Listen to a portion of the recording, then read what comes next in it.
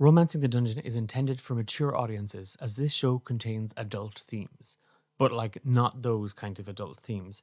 Just some sensitive stuff that some audience members may find upsetting. Content warnings for specific episodes can be found in episode descriptions.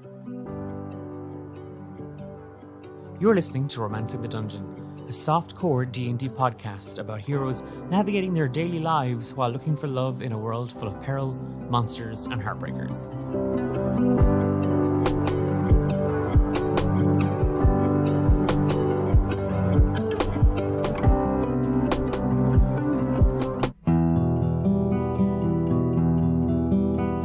Grace, you find yourself at home in your apartment, and as you step through the front door, the familiar smell of that beef and onion dish that Thane learned to cook, and it's the only recipe he ever learned to cook, kind of wafting. You could smell it coming up the stairs, and it's that thing of, okay, put on your happy face, he's made dinner, and you can hear him kind of puttering away in the kitchen. And as the door kind of closes behind you, everything in the apartment goes quiet. The smell still lingers, and you feel as if you are not on your own here in your home. What sort of feeling is it? Is it like one of those kind of, you're running down the corridor after switching off all the lights? It's strange. The presence, it feels very familiar. There's a sense of, oh, this is my home, I'm safe, and it's okay. You thought it was Thane. It should be Thane. I'm going to look around to see if I can find Thane, first of all. But I'll also be prepping to fight if needs be. There's something kind of keeping you on edge. You don't know what it is. There's something below the surface. You are home. You have the smell of braised beef and very charred onions lingering. You recognize the armchair in the corner. You see the bookcase filled with the tomes that you have begun to collect. By now, having stepped in, you'd immediately go to kind of take off the gear, put things away, stow them in the chest. But your hand finds the handle of your sword, and something kind of in you tells you to hold firm. And as you search through the room, again, nothing out of place, nothing unfamiliar to you. You round the corner into the kitchen area, and standing there is Thane. Lifeless, just a shell of himself staring directly at you. Why are you here? Why did you do it, Grace? I'm not the only one at fault for this. I am not innocent in what I did. However, your actions caused my reaction. So now both of us are trapped in this. He takes a step towards you. He doesn't lift himself. He just the body just kind of moves at you. And you can see that his eyes are kind of sunken back, and there's just dark, heavy circles. He looks gaunt and unhealthy and unwell in a way that you've never seen him before. His skin is deathly pale. And as he kind of lingers closer to you, that smell of cooking is obliterated by the pungent stench of bog water and swamp gas. Why did you do it, Grace? Because you broke my heart.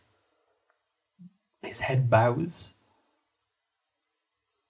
and you feel a hand on your shoulder.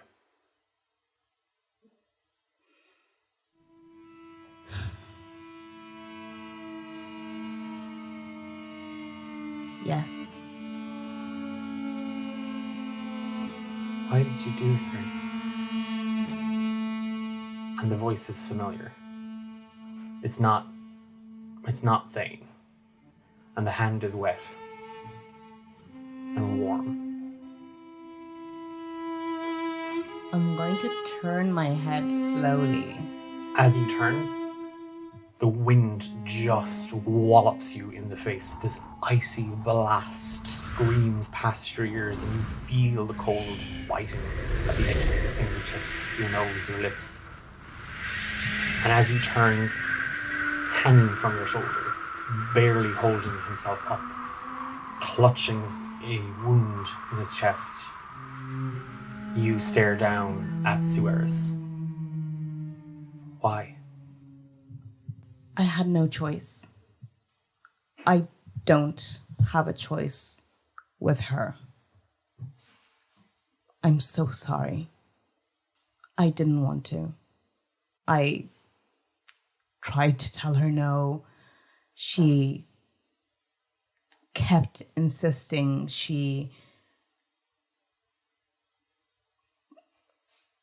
Essentially, she said either I would do it or worse would happen. I don't know how to fight her anymore. I can't. She's everywhere. She's in my dreams. She's in my waking moments. She's in my blood. She's in my nose. Everywhere. I can just feel her stink, her decay, touching everything that I touch, and I can't stop it because of a stupid mistake over somebody who realistically wasn't even worth it in the end. He didn't even love me like that. And I lost my soul for him. You feel an arm wrap itself around your waist and an arm wrap itself around your shoulders, around your neck. Oh, come now, Grace. Not a pity party. There's never time for a pity party with you. I know I did this to myself. You feel that dead heat emanating from her as she clings to you, and all of the weight of her body dragging you down. And Sueris melts into shadows, and everything goes dark, and you find yourself just sinking, being pulled deeper and deeper. You have the power to do things, Grace. To protect yourself. That is the deal. That is what we made. And Thane is locked away. And your actions, they will see that the world is in a better place. Trust me. And she squeezes you tight. I'm just going to kind of hiss a bit at that, knowing that better place is very subjective and very much for her and not for anyone else. She draws away from you very, very slowly. And even then, as she kind of relinquishes her grasp on you, you still feel her. It's like you walked through webs, and that sensation of her just permeates deeper than skin. It's almost as if her fingerprints are on your soul. And as she kind of pulls away, you see that you the world around you shifts and it's raining. It's lashing this sharp, cold, heavy bullets of rain.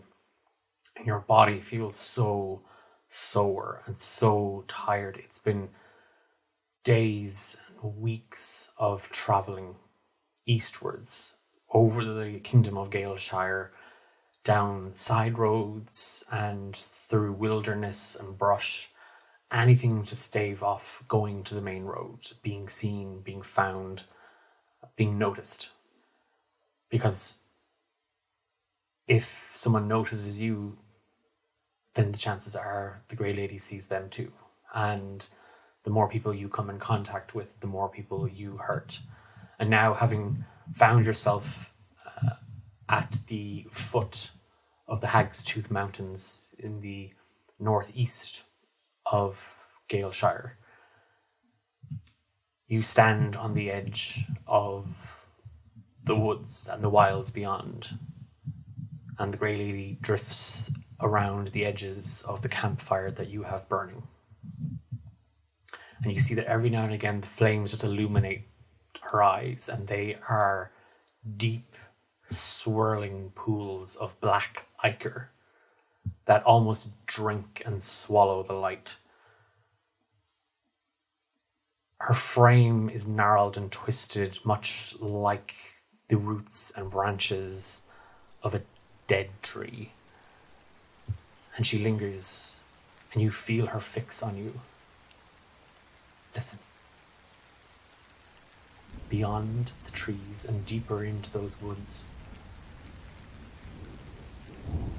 you and I will not be able to stay in contact.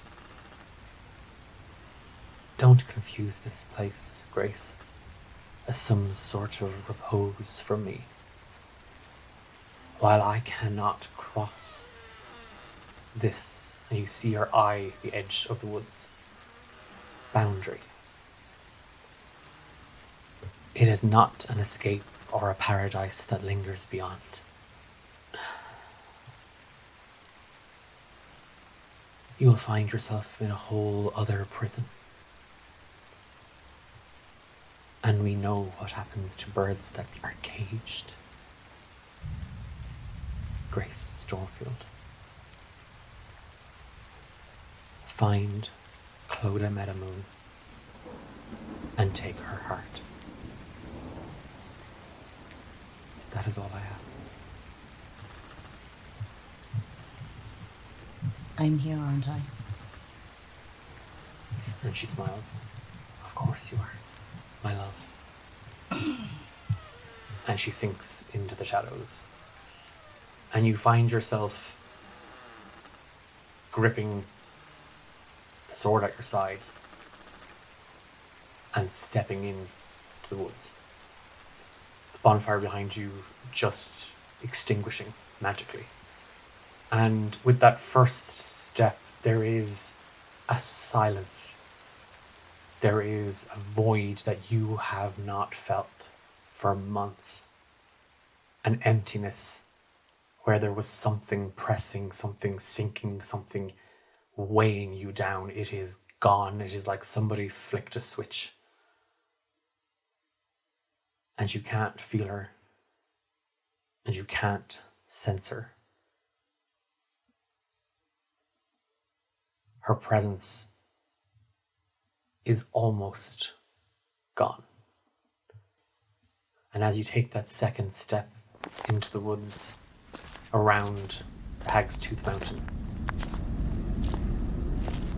you feel and see the woods almost twist and shake in front of you. A path opening, a path closing. Trees swallowing up whole sections.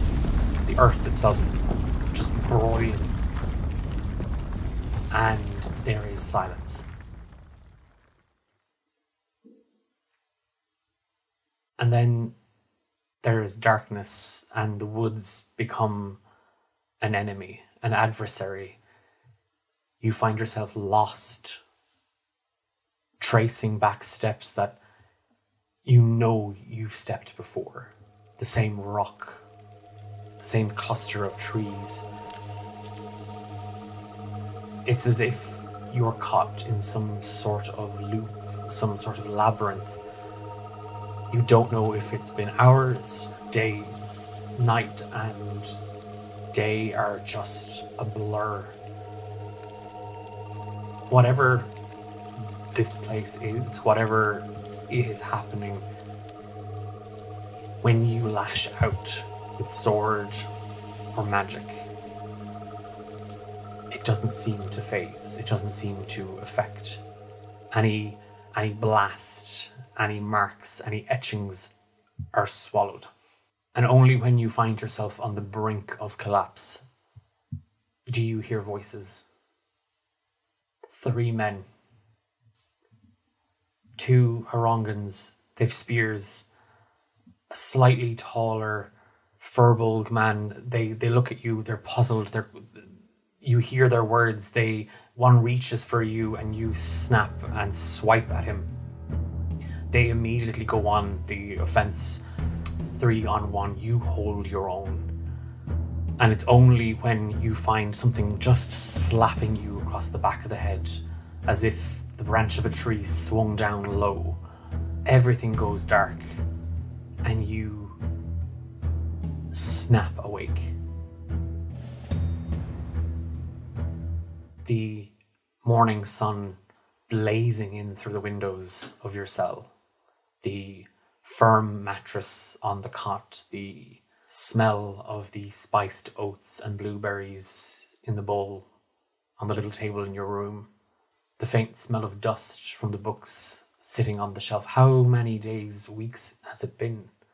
You're not certain, but outside, beyond the bars of your cell, sitting across from you, you see a Harangan man.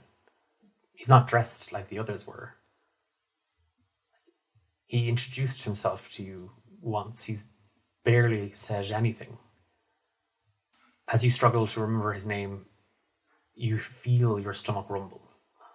And as you reach for the bowl and you take a bite, it's been 6 weeks. 6 weeks and not a word. Not a shadow. Not a whisper from the Grey Lady. And yet, deep down, when you pause for thought in those quietest of moments,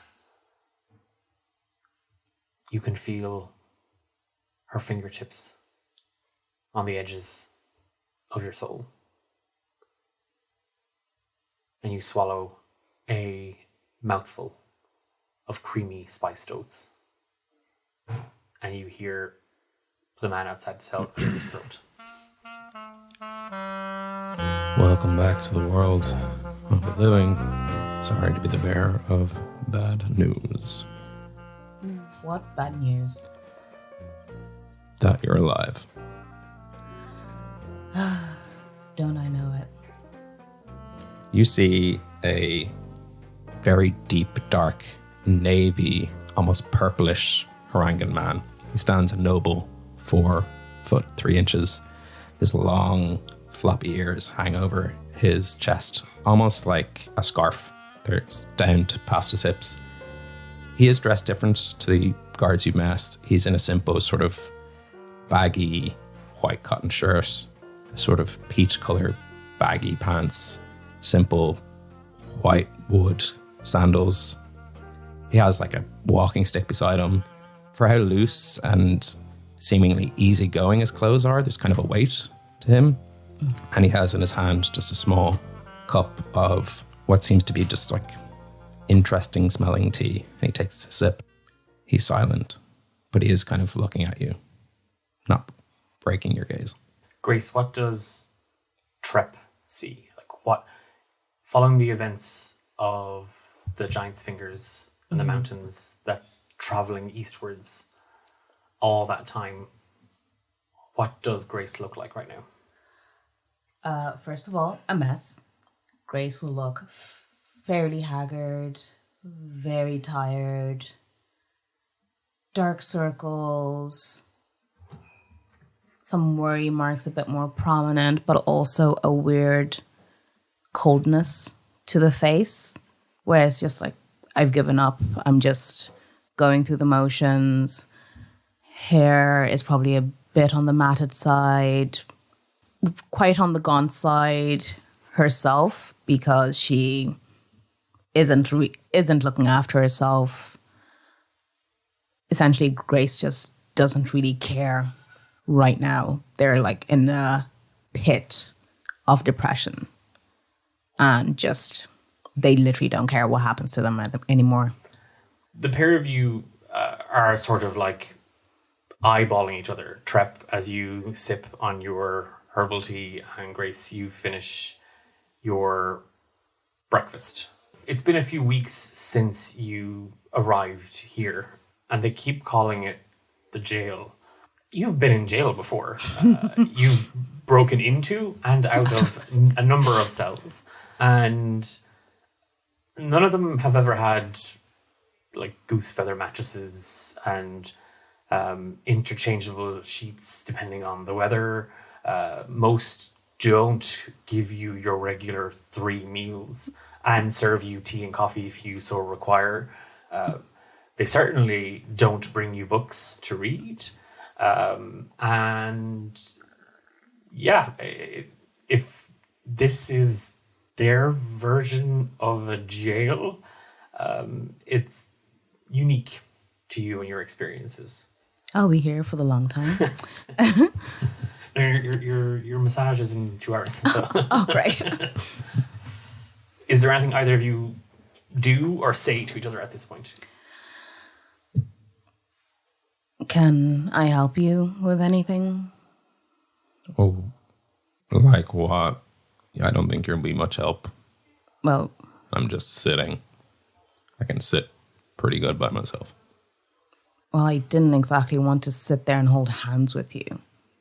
You just keep staring at me. You know, it's going to upset my porridge.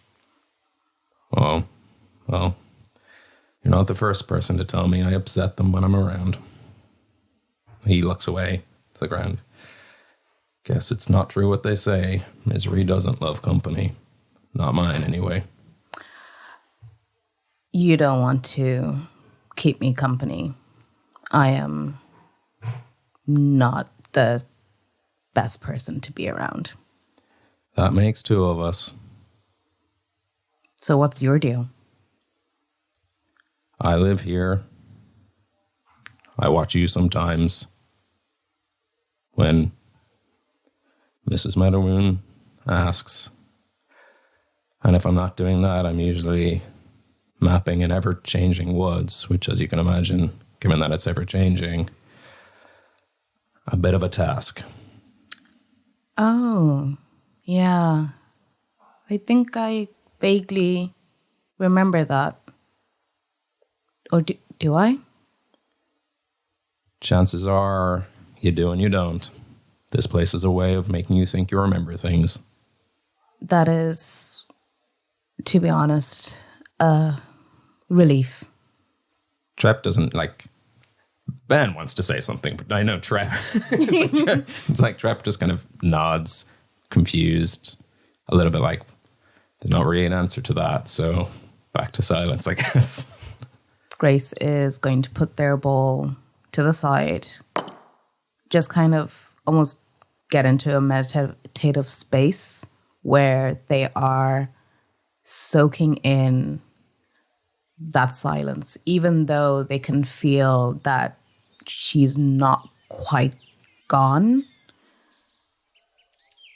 She's just listening to the ambient sounds happening, the sound of the woods, even the sound of Trep's breathing, just relishing in that absence, well, that mostly absent feeling of the Grey Lady.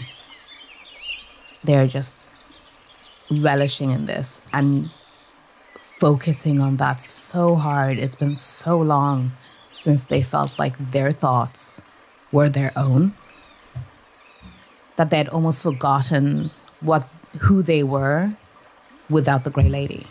so many of their actions in recent months had been influenced by her so heavily that Grace was starting to believe that the Grey Lady picked correctly. She knew exactly the type of person Grace was, even though Grace would never have said, I am a violent person. They were always violent for just cause. But they're just really relishing this. Even just the silence, having company that they don't have to kill. Do you want me to take the bowl out of your... It's just you've been sitting there for a while in your own little stew. Well. Don't let me interrupt. Oh, the height of conversation as always. And Grace, as you were sitting there, kind of like focusing on everything around you, you did hear the door open a little bit further beyond. There's just the sound. It's kind of a sharp little squeal on the hinge, and then the scuffling of feet, just like literally shimmying slowly but with purpose down a hallway. And you Trep asking you about the bowl kind of breaks your attention, and then you both hear the voice of Nana Meadowmoon just round the corner. Well, Trep, look at you there. Look at you there. Loads of words out of you today. Yeah, wow. Is it time for me to go? I guess time does fly. You sit there now, and you sit there and you tell us what you were telling Grace about, huh? I was just seeing if Grace wanted me to take her bowl of... Grace, do you want him to take the bowl there now from you? Well, she does, yeah. Go on, good lad there now, take that bowl there and give it a good scrub. Huh? And I don't want to hear anything about it being soaked. You get in there, a bit of elbow grease, that'll get the oats right out of the bowl. She's left it a long time. It's crusty. Well, take a chisel.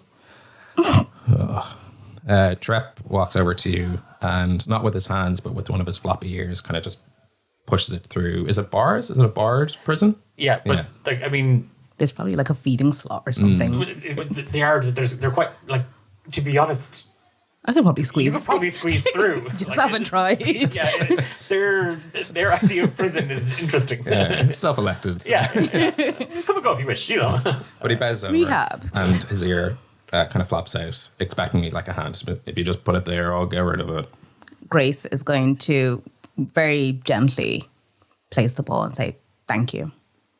Oh, the sparks are flying in here today, aren't they? Oh, it's a hot house. Anything else I can do for you, Mrs. Meadowmoon? I don't know. I've got a couple of window boxes of hydrangeas that need to be dug and repotted. Okay, I'm on it. And the windows need to be washed. Sure thing. And if you see Annie, you tell her I'm not happy that my Clodagh had to pay 5 copper pieces for a quart of a bushel of appleberries. Must be my lucky day. Gonna keep me busy so I don't get lost in my own thoughts. I'll tell her. Okay. Okay, bye. Nice talking to you, Grace. Mrs. Meadowmoon. And with the little, like, hopping with slung shoulders. He just bounces. Great. Manically depressed Peter Rabbit. Yeah.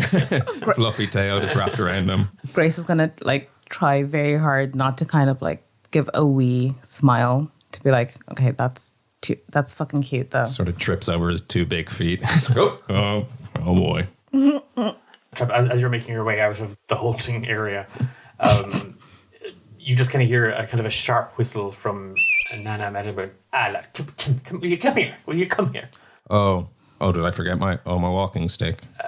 You young people and your accessories. You see that she's kind of bundled under her arms. She was like, as if she was smuggling in something into the jail.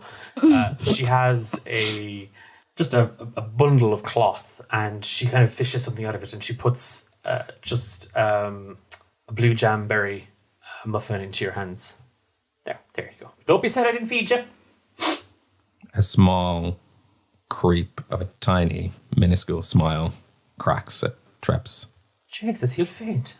As he bounces away. Feral. So you're going to head off and Yeah, I'll head off. do the chores for Yes. Mrs. Wash the Meadowmoon. windows, water the plants, replant them. Tell Give out to someone that not turtle woman. Yeah, give it to the woman for charging what seems like a reasonable price, 5 copper. I think it's the cheapest thing in this world I've ever come across. It's usually 2 silver. Everything. Just a one. Unless you're Sam, in which case it's 2 gold. Yes. In which case he makes me pay for it as the king.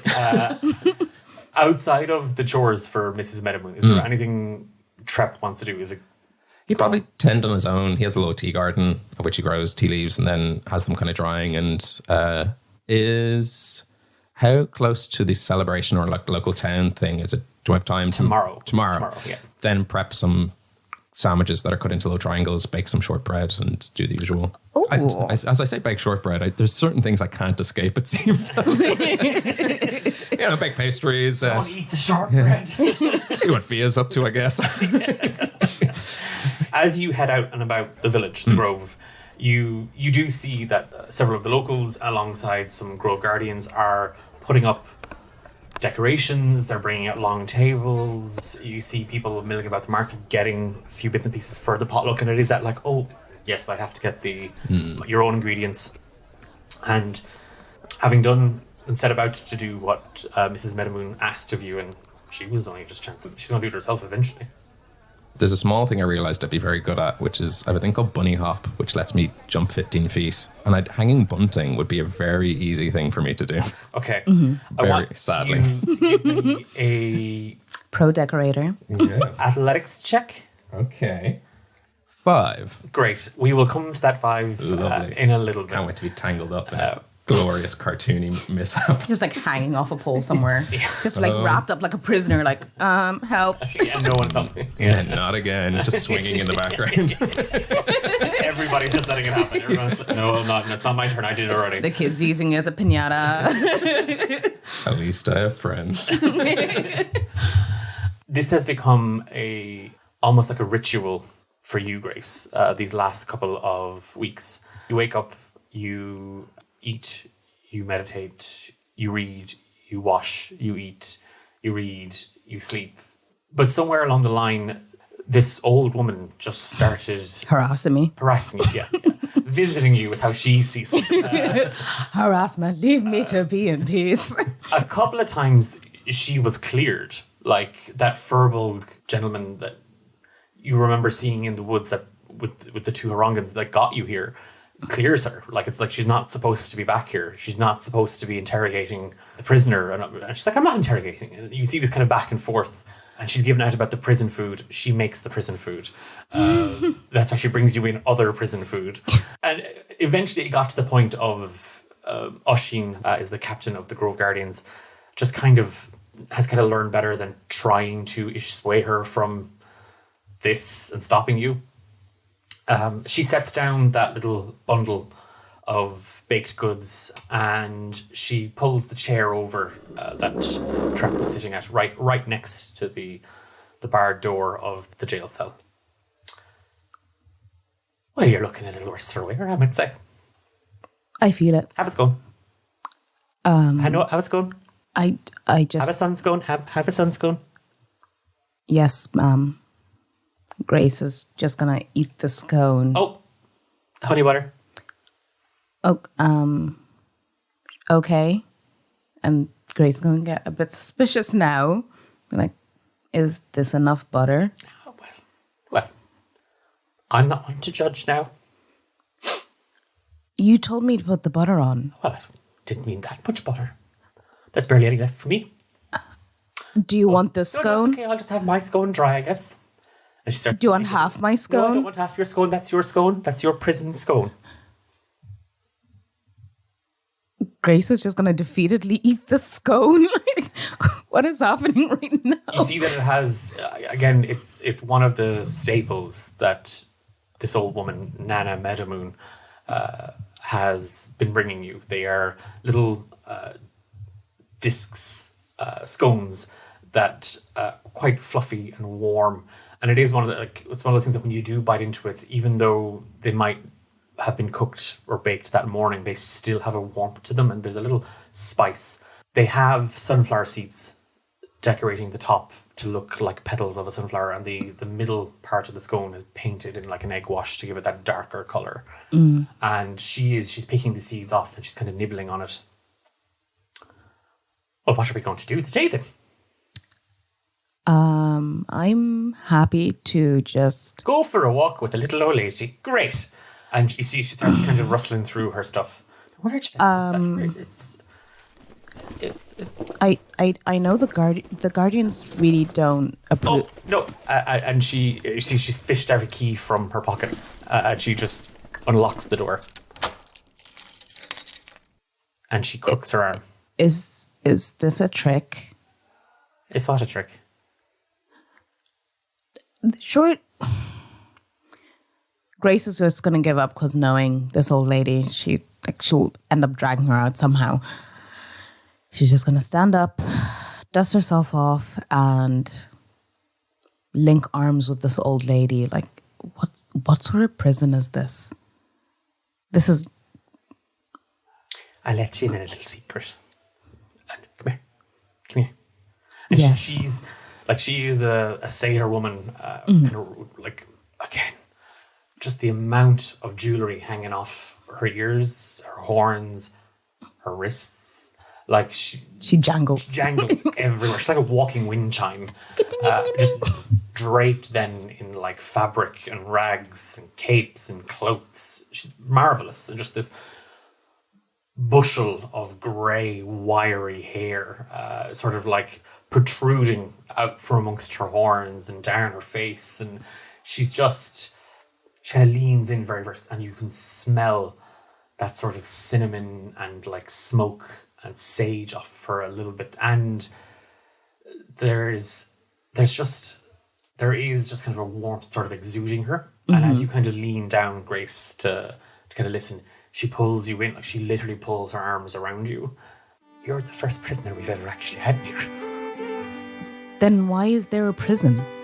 Well, there wasn't. This is actually an office. They had to look, and she steps through the bars. Look, and she's going, look, back and forth. That explains a lot. Well, thank you for not running away.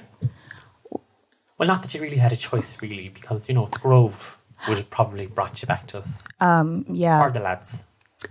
Either way, and Grace is going to kind of rub the back of her head and just think of the captain with a bit of a frown and say, I never quite paid him back for that, did I? Yeah, Oisin's grand. It's a bit soft.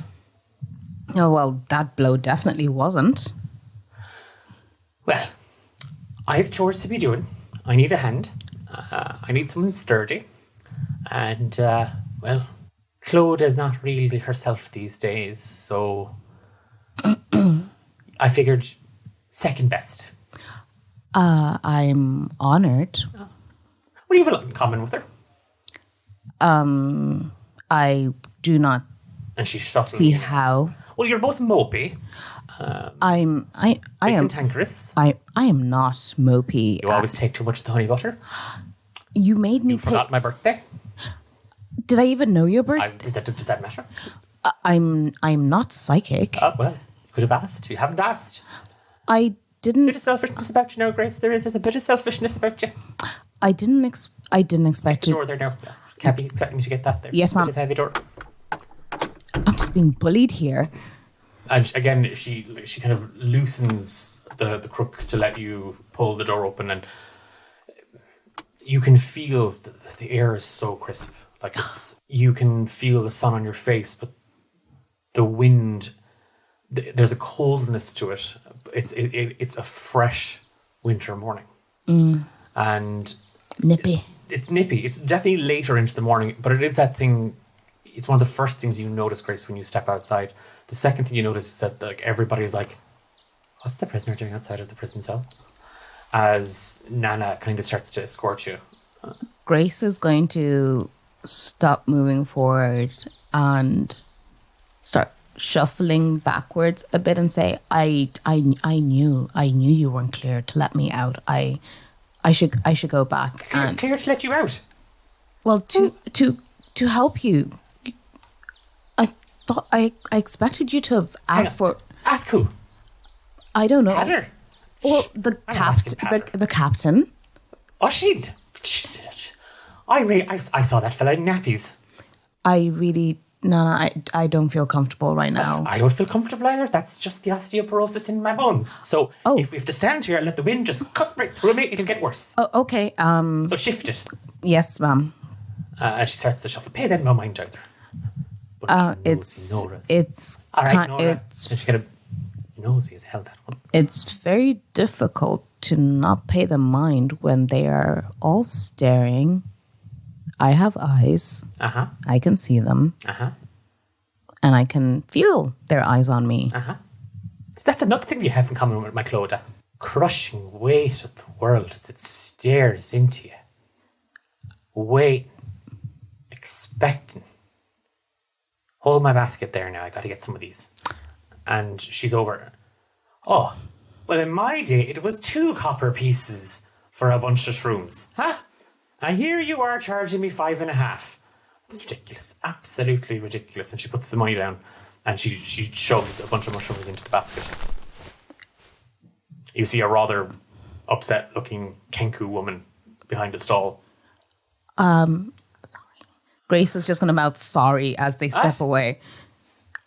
Nothing. Oh, right.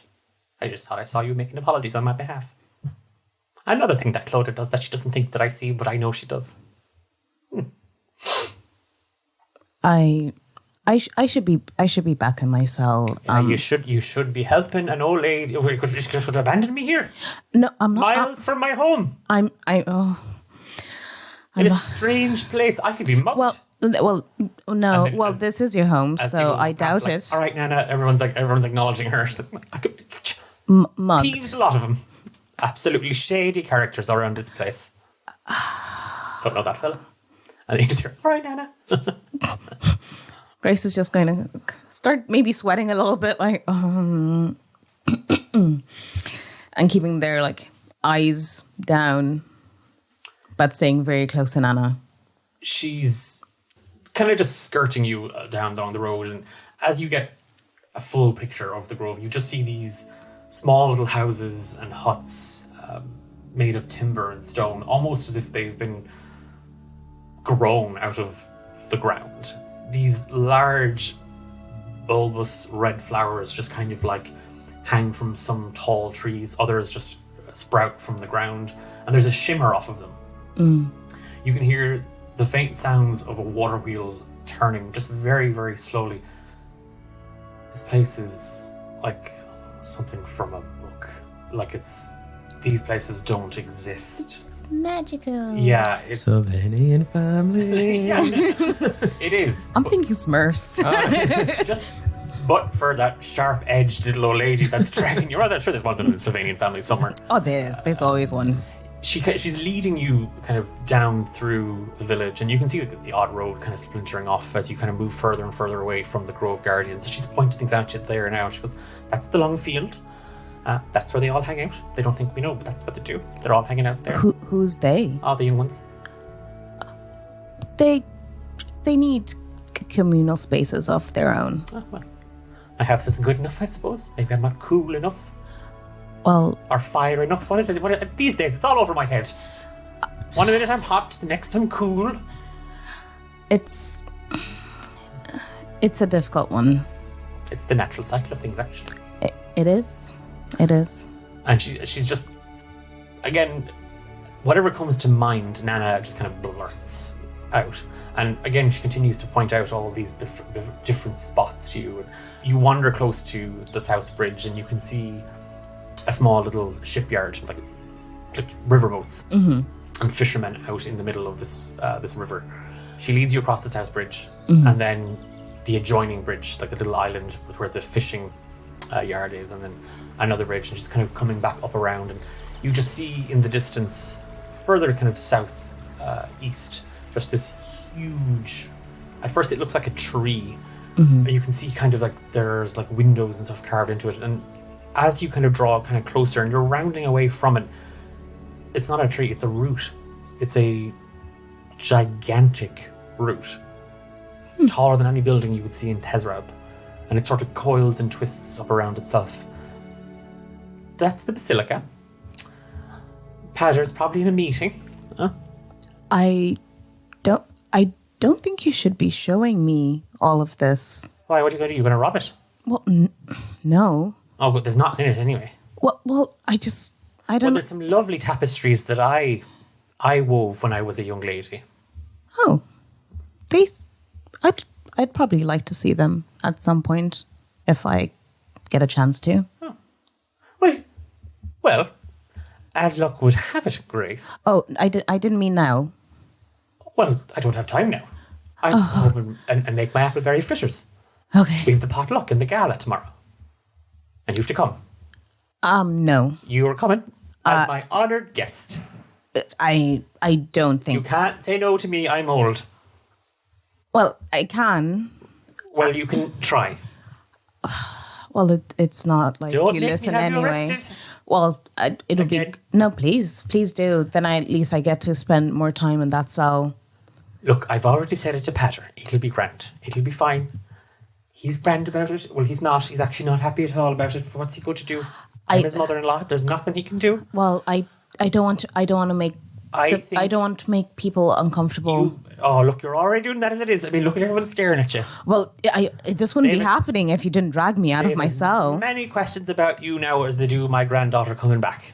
Huh? So, I reckon you and Clodagh will be good for each other. What do you mean good for each other? Oh, sweetheart, no. That one now has herself all caught up on some musician, no doubt. No. Okay. Not like that now, not like that. Minded you that Trep fella? Excuse me.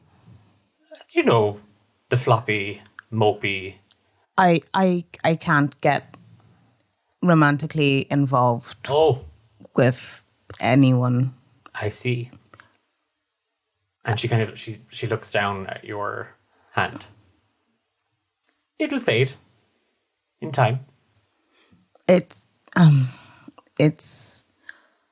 not quite that. It's something else. But yeah, I don't think I can do that anytime soon.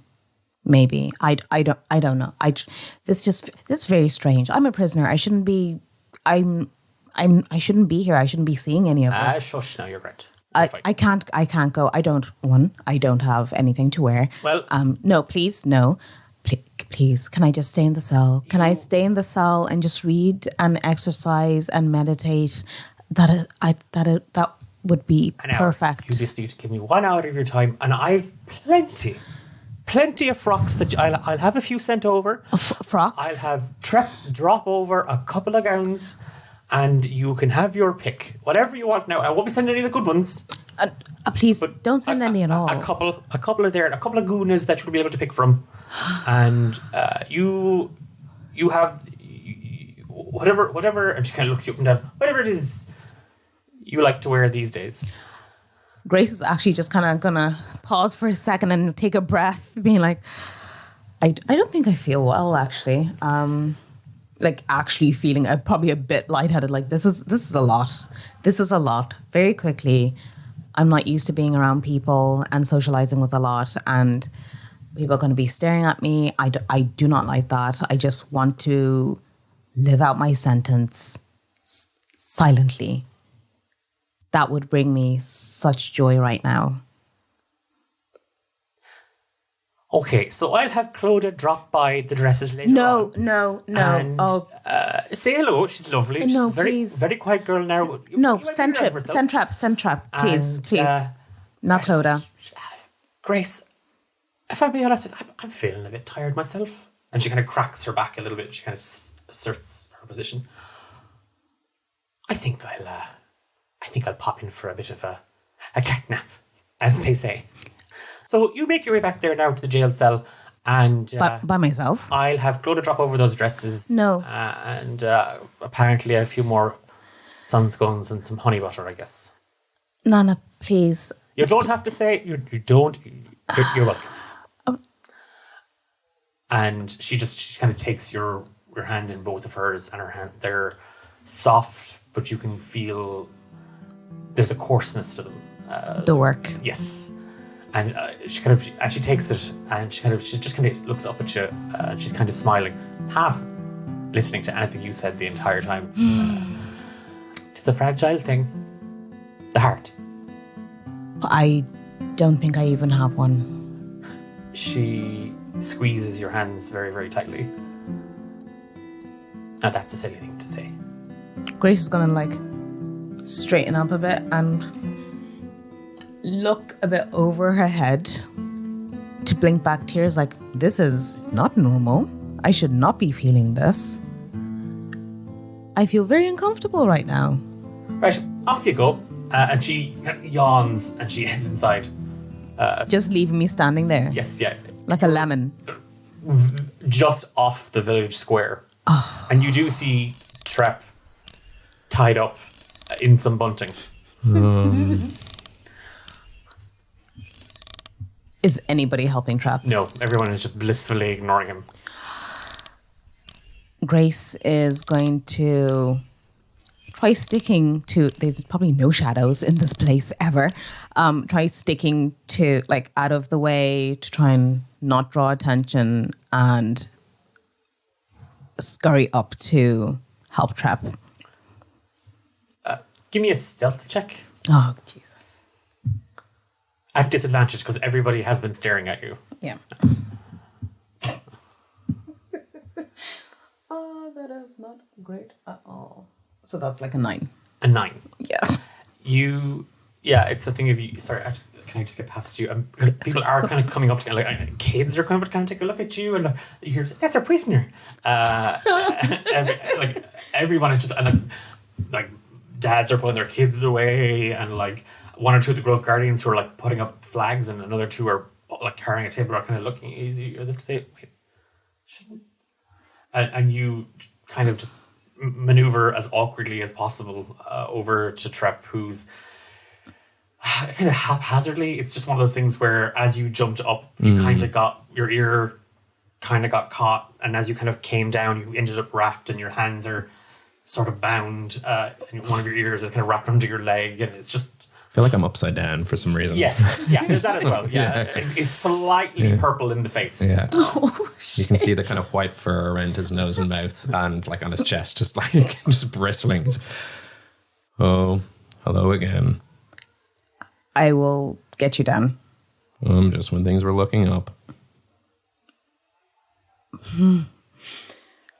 Grace is just going to move as quickly as possible, unwrapping the bunting, try not to damage it in any way, because still festivities and all that, and yeah. Yeah, like a sack of spuds, he just lands on the ground, like far heavier than you'd expect. Oh, I don't know why I expected you to land on your feet. Well, that would make it a good day.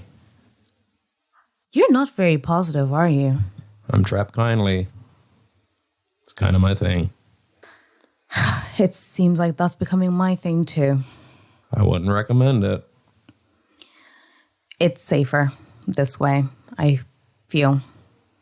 It's not my place because I'm not like a guardian. But shouldn't you be in prison? I should be. I 100% should be. And that is where I am going right now. And I don't suppose you want me to maybe bring you back or something? I do know the way, but maybe... Yeah, no, I was thinking no as well. Well, that's okay. If you accompany me, then maybe the rest of the folk won't feel as if I've snuck out somehow, although I'm pretty sure everybody now knows I was walking around with Nana against my will. Yeah, I suppose if I go with you, they'll probably leave you alone on account of me being there. Why do you seem to think that people hate you? Oh, I don't think people hate me. It's just I don't think people think of me at all. It's okay. That's a... So is this conversation happening on the way Boom, boom, boom, yeah. boom. Everybody's staring now. It's like, oh, Yeah. they're talking. Yeah, it is. People are staring, but not necessarily. It's a different sensation, Grace, as you make your way back to the cell. People are like, she's talking to Trep.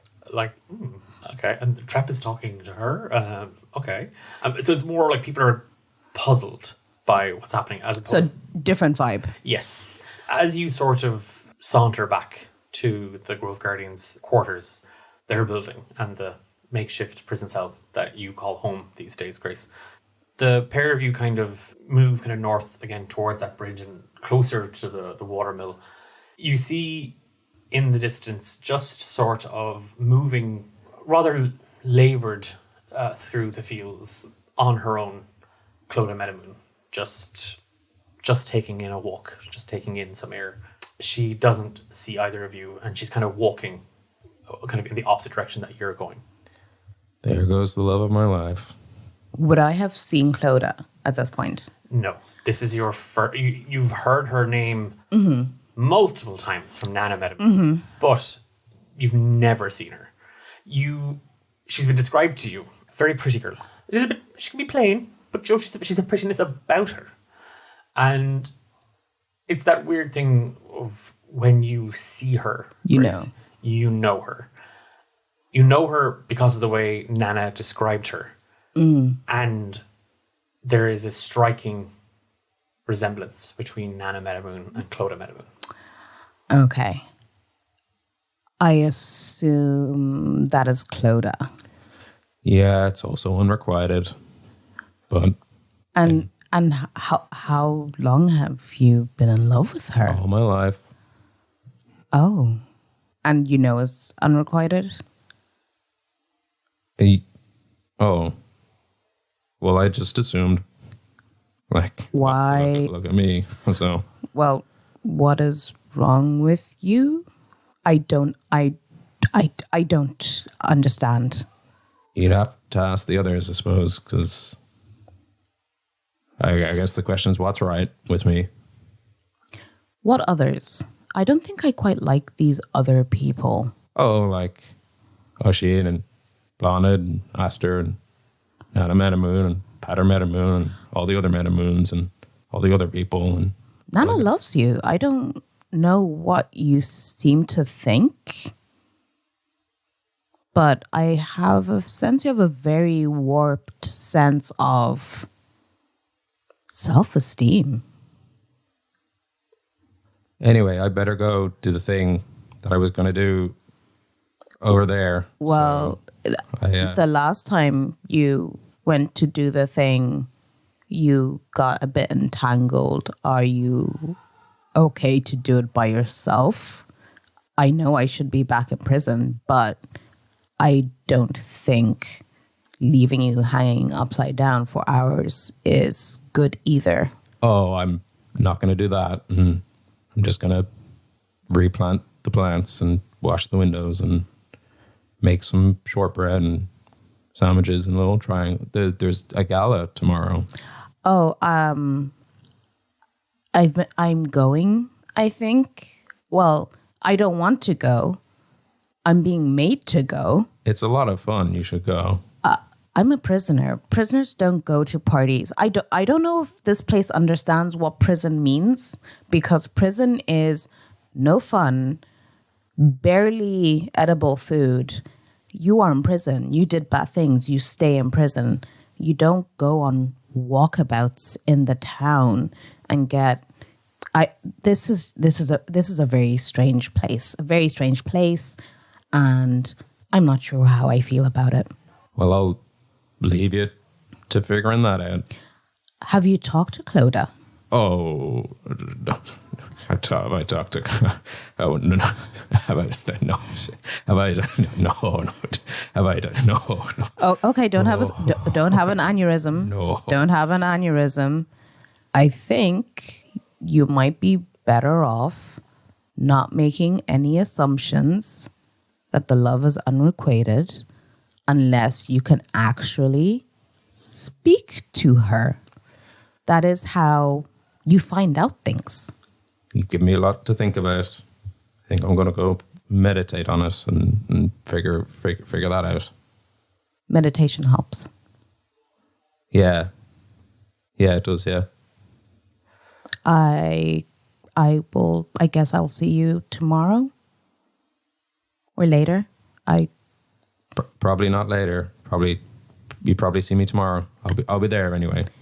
Oh well, I still don't intend on going to this gala. You'll be there, yeah. But if Nana Meadowmoon says you'll be there, then you'll be there. That's kind of prisoner. I do not think the Guardians are going to be happy about any of this, or even me there tomorrow. I'm not happy about me being there tomorrow. I shouldn't be here. Well, if you're here, you should be. That's kind of how this place works. Well, I did get lumped up the back of the head by Oisin. So I was dragged here against my will. Is that how this place works? Most of us are born here, but I suppose we didn't choose that either, so it's the same kind of thing. Fair point. Grace is going to awkwardly kind of be like, this is the most I've spoken to Trep and anyone really in 6 weeks, and I'm feeling tired. I think this is the most Trep has ever spoken. New records. Whoop-de-doo. New friend. Do I love her? Is this what love is? Yeah, it's that thing, Grace, where you kind of find the conversation chasing its own tail and seeing you kind of making no breakthrough, and that, like, I should be in prison. I shouldn't be going to parties. With kind of just a very audible sigh and sunken shoulders, you head back inside. There's nobody in the jail cell waiting for you. There's nobody. And what is this? You walk back in, close the door, the bars rattle. But again, the small little bundle of food that Nana brought, the baked goods, are sitting on that little side table, and you can reach the whole way through the bars, like 3/4 of you, and pick up a sunscone, and you can munch away on it. And Trep, as you head back to start preparing for the potluck tomorrow, plenty to think about. You look back to the fields where you saw Clodagh strolling, and she's gone. Like, she's just lost somewhere on the horizon. Maybe she's gone home. Maybe she's meeting a secret lover, someone who's bigger than you, better than you, handsomer than you, smarter than you, doesn't get tangled upside down, bunting than you. Yeah. And you start to overplay every single incident. Probably trip in the river on the way home. Oh God, this darn river. Just like driving home like soaking wet. I'll just float down. It won't get me there. That's how I get home. River. That would imply it's fun. The evening rolls on, and yep, a guard comes to check that you were in your cell. They heard a rumor that you were out walking about. They don't say anything, but you're there, so that's okay. And as you kind of drift into meditation, again, Grace, it's just one of those ways of passing the time and thinking and reflecting, and even thinking a little bit about what you said to Trep. An image of Clodagh just kind of finds itself at the front of your mind. And as much as you try and push it away, you watch as she almost kind of steps closer, the image of her coming clearer, and just a wound opening on her chest and her dress staining with blood. And you see her mouth. Why? And you wake up, and it's pitch dark, and there's just a and you see a young sailor woman standing outside the jail cell holding dresses. Oh no. And we will leave it there.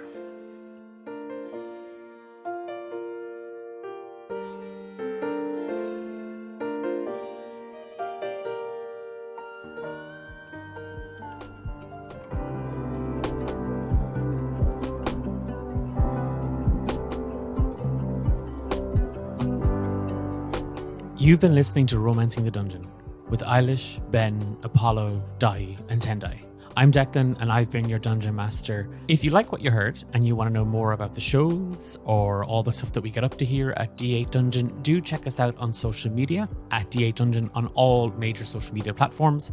You can also come check out our Discord community where some of the coolest people on the internet hang out. If you did like this episode and you want to tell a friend about the show or any of the shows that we produce here at D8 Dungeon, we would absolutely love and adore you for it. You could also leave us a 5-star review on whatever podcast platform you are listening to the show on. It's been such a blast bringing other aspects of the world of Romancing the Dungeon into Grove is in the Heart. And I'm so excited, and it's a slight spoiler, I'm sorry, I'm not sorry, so excited for season 2 of Saving Grace and just the amazing energy that Tendai brings to Grace Stormfield. Anyway, I won't say any more. There's another episode out in 2 weeks' time. Until then, take care, mind yourself, and have a good one. Bye.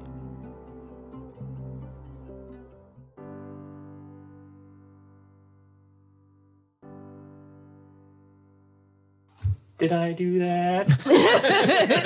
You know full well. I tried so hard. I'm like, I don't want to do this. I don't want to do this. You couldn't kill him. No, please. Do it. Kill that little bird.